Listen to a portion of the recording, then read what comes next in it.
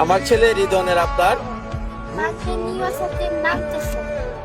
ও মাই god, তুমি নেইমারের সাথে নামতে চাও? ইটস ডিফিকাল্ট বাবা, বাট আবার চেষ্টা করবো, বাবা বলবো, দেখো।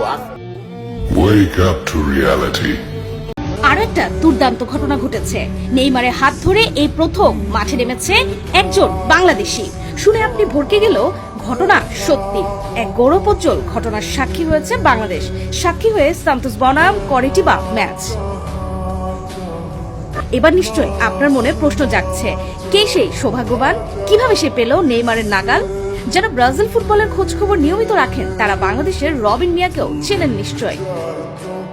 দিনে দিনে নেইমারের পরিবারের অংশ হয়ে ওঠা রবিন মিয়ার হাত ধরে নেইমার জুনিয়র বাংলাদেশকে চেনেন খুব ভালোভাবে।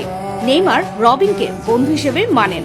এবার সান্তোসের ম্যাচে সেই বন্ধুর ছেলে রেদওয়ানের হাত ধরে মাঠে নামলেন ব্রাজিলের পোস্টার বয়।